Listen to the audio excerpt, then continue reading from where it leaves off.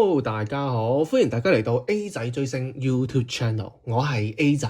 嗱，咁呢條片我哋繼續跟進一下中年好聲音呢一啲預告啦，好嘛？因為禮拜日亦都會播出啦，呢個團隊嘅搶分戰嘅第二輪啦，亦都係下半場啦。今次係游淑晴隊對戰呢一個嘅吳亦偉隊啊。哇，其實兩隊嚟講咧，我覺得係勢均力敵嘅，咁同埋啦，兩隊嚟講咧，我覺得係明顯強於范子睿嗰隊嘅，咁即係按紙面上面嘅實力嚟睇啦。嗱，點都好，我哋睇睇啦，游淑晴隊有邊幾位咧？有游淑晴啦做隊長嘅，咁有卓柔燕啦，有姚冰啦，有楊家龍啦，有羅天宇啦，有雷小雷啦，嗱。另外，我哋再睇睇，快速睇睇吳亦偉嘅隊啦，有邊幾位成員啦？當然有隊長吳亦偉啦，有蔡密哲啦，有尹景順啦，有可嵐啦，有戴毅啦，有陳旭培啦。哇！你齋睇呢個紙面上面嘅實力，你係咪覺得哇？好似吳亦偉隊好似勁好多喎？點解我會咁覺得咧？因為始終我會認為啦，佢哋嗰隊嘅話咧，低分嘅成員啦，可能即係會稍微係危險少少嘅成員咧，可能得可嵐一個啫。咁如果你話喺上面嘅，即係可能會有楊家龍啦，或者係羅天宇都稍微嚟講會危險少少。我個人認為啦，嗱點都好，我哋先同大家睇睇啦，講下啦，因為今次嘅情況咧。咁樣，因為以往咧 TVB 咧，除咗 TVB.com 嗰啲 TVB 嘅官方嗰啲頻道啦，會有啲呢一個嘅稿啦，呢一個嘅關於中年好聲音嘅新聞稿啦，會提前會同大家去做啲預告之外啦，佢當然娛樂新聞台啦都有一個現場嘅直擊嘅報導翻當時嘅情況啦。咁但係今次娛樂新聞台就冇報導，就報咗中年好聲音嘅陳潔靈嘅一個加盟啦，就反而冇報導佢今一集嘅今集嘅一個團隊搶分戰下半場嘅一啲現場嘅一啲預告啦。咁所以我哋知道嘅嘢有限啊，點樣有限法啊？哇！我淨係知道。例如歌單啦，歌單真係有限，我淨係知道游淑晴係唱也許明天啊，咁姚冰係唱懸崖，跟住羅天宇就係睇嗰個上集嘅一個片尾有個預告嘅，咁亦都只得去聽到佢唱啦，Why You Gonna Live 呢一首歌曲啦。高爾宣嘅呢首歌曲嚟㗎，高爾宣嘅呢首歌曲嚟㗎喎，係 rap 嘅歌曲嚟㗎喎，咁即係知道游淑晴隊，我係知道6個人，我知道3個人嘅歌曲啫。咁如果你話去到吳亦偉隊嘅話，知道咗吳亦偉唱盧廣仲嘅我愛你啦，蔡密哲唱愛火花啦，張學友㗎啦。咁可嵐啊唱 D.A.J 嘅哪裏只得我共你啦，陳旭培就唱這麼近那麼遠啦。6個人我哋知道咗4首歌曲，哇！咁即係你如果睇翻，即係依家係總共係12人啊嘛，12人嘅話我哋先知道咗7首歌曲，即係一半嘅多少少嘅歌曲咯，所以其實都係好多我哋唔清楚嘅。例如我又唔知卓柔燕唱咩歌啦，又唔知楊家龍唱咩歌啦，又唔知雷小雷唱咩歌啦，咁更加唔知尹景順唱咩歌啦，係嘛？亦都唔知道戴毅會唱咩歌嘅，預告係完全冇嘅嚇。好難估，但係你叫我估嘅話，整體實力一定係吳亦偉強少少嘅。點解咧？我哋同樣係以上一個回合啦，上一個回合啦，係呢一個嘅黑白榮耀換位賽作為參考啦。嗱，我哋睇翻，譬如游淑晴隊嘅高分，我哋先睇過90分嘅有邊幾位啦。嗱，游淑晴92分，姚冰91分。其餘嘅全部80分啊！咁睇翻啦，有89分嘅雷小雷啦，88分嘅楊家龍啦，86分嘅卓柔燕啦，同埋82分嘅羅天宇嘅80分有4個。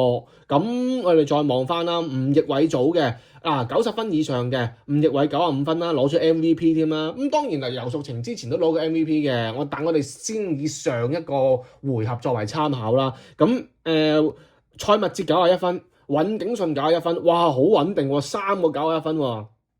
然之後去到89分嘅戴毅，88分嘅陳旭培，同埋86分嘅可嵐。我哋要咁樣睇，如果齋睇90分以上嘅話咧，吳亦偉隊有3個，游淑晴隊得2個。咁90分嘅分佈嚟講，都係吳奕偉嘅95分會比較高少少啦。跟住兩個91分啦，就尹景順同埋蔡密哲嘅91分啦。跟住我睇翻卓柔燕隊嘅卓柔燕92分已經係最高噶啦嚇。咁當然啦，阿姚兵嘅91分亦都好高嘅，好高嘅嚇。咁所以就係3個對2個咯。如果你咁睇嘅話，睇翻佢上一 round 嘅一個成績嘅比較，跟住我再睇翻8字頭嘅話，80分。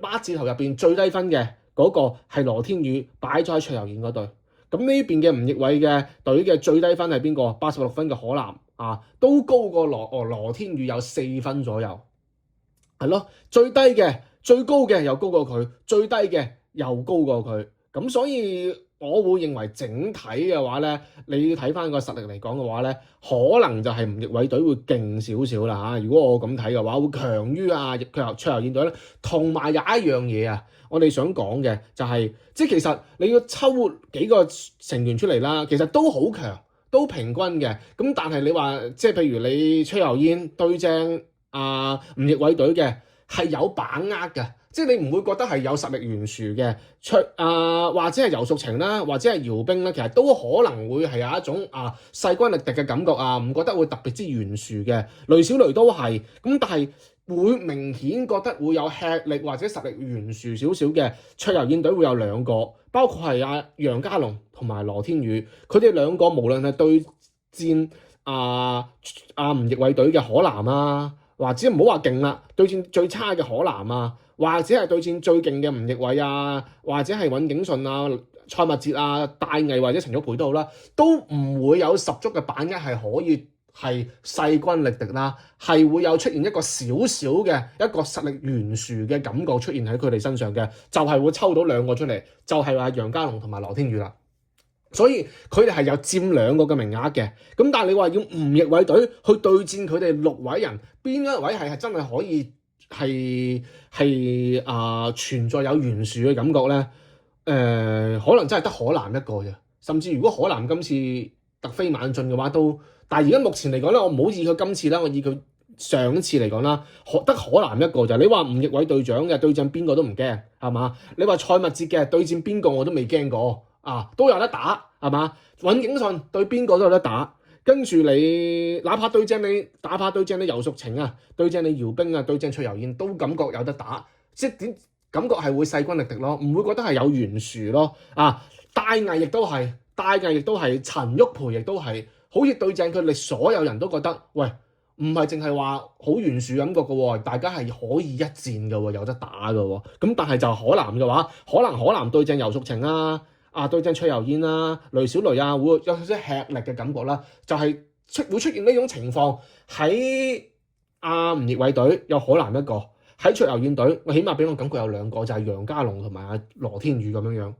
所以俾我一個整體感覺就係吳奕偉隊要強於尤淑晴隊，但係呢個好難估，因為最終佢都係睇佢排兵布陣嘅。你睇下上次范子睿隊明顯嘅實力係不如呢一個嘅鄭仲豪隊嘅，但係都係即係如果某程度上佢播出嚟就係通過佢嘅實力啦，通過佢嘅策略啦，通過佢嘅策略啦，佢嘅應變啦，喂真係將個黃牌壓咗喺隊長身上啦，咁就結果努力咁追到打和啦，一隊淘汰1個啦。咁其實講真即係自從上一次唔知大家有冇睇過我嘅分享啦，好似隊長係永遠都唔會輸嘅喎，係嘛？隊長對戰邊個都唔會輸喎，哪怕你鄭仲豪咁樣嘅表現係嘛？全場唱得最差嘅表現都係唔會俾佢輸嘅喎。咁樣情況下，其實隊長係可以壓張即係如果係咁樣嘅情況下，可以壓張黃牌，永遠就壓喺隊長身上。喂，唔使驚係嘛？有張黃牌喺度，隊長必取2分嘅，同埋係唔會輸嘅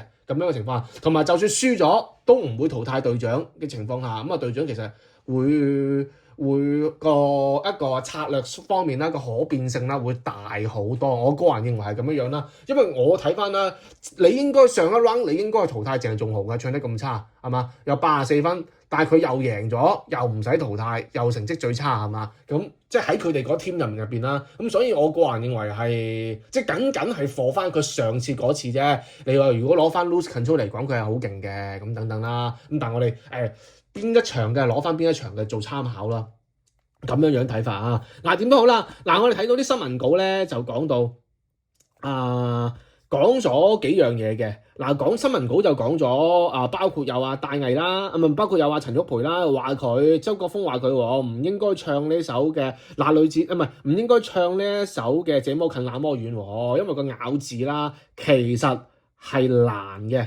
咁因為佢唱開英文歌，佢對廣東歌冇乜信心咁樣。咁唔知周國峰咁樣講，唔知佢係咪真係咬字咬得唔好啦，同埋出嚟嘅效果係咪真係唔好咧？咁樣，咁同埋就係游淑晴嘅話咧，亦都係哇啲高音好勁喎，張佳添讚到咩咁喎，好享受好 enjoy 佢呢一個嘅演繹嘅高音部分喎，哇！咁會唔會游淑晴隊長？隊長係冇所謂嘅，隊長係贏硬嘅，而家感覺嘅情況下。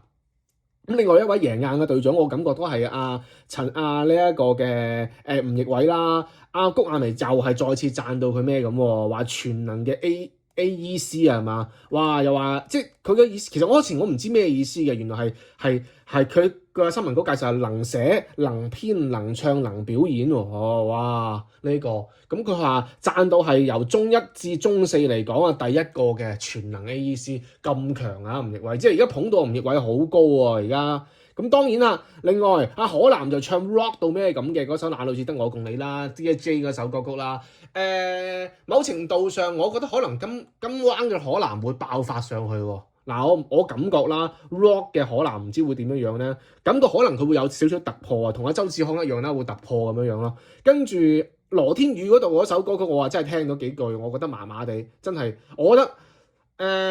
因為始終 rap 佢唱歌把聲都係有啲鼻音會比較重少少，咁再加上佢呢個 rap 嘅話又 rap 唔出嗰種態度出嚟，所以我覺得可能如果輸嘅情況下啦，即係游淑晴隊輸嘅情況下啦，首先淘汰嘅就係羅天宇嘅，我個人認為啦，今 round 一定係佢個輪次嘅。如果游淑晴隊係輸嘅話，第一個羅天宇，第二個可能會去到楊家龍，呢兩個係佢哋個輪次嚟噶啦。咁如果吳奕偉，即係我個人覺得吳奕偉隊唔會輸啊，所以我覺得打和嘅情況下啦，咁你如果各隊淘汰一個嘅情況下啦，我就覺得吳奕偉隊會淘汰，或一係就可南可南，一係就可能如果可南爆發咗上去嘅情況下，就去到陳玉培噶咯，係嘛？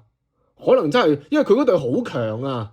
去到陳玉培嘅咯，或者戴藝、陳玉培或者戴藝嘅咯。如果可南真係有個突破嘅話，就戴藝同陳玉培嘅輪次嘅啦。咁呢一 round 嘅話，咁如果吳奕偉隊係真係輸咗嘅情況下，淘汰兩個都淘汰啲勁人嚟嘅啦，基本上咁所以我會認為係最多就平嘅啫，最多就打和嘅啫。咁一係就紙面實力嚟講就吳奕偉隊，一係就吳奕偉隊贏，一係就打和咁樣。我自己個人嘅一個感覺啦，初步上面嘅感覺係咁樣。唔知大家點睇啦？今次嘅呢個賽果，具體點樣睇今晚嘅禮拜日嘅晚上8點鐘嘅中年好聲音啦，就知道㗎啦。好期待啊！唔知會唔會又鬧爆啊？因為上一 round 大家都鬧爆陸軍節目組啦，係嘛？唯一都 foul 咗喎。咁今 round 會唔會又有啲好意外嘅名單出嚟咧？大家可以期待住啦。好，呢條片講到呢度。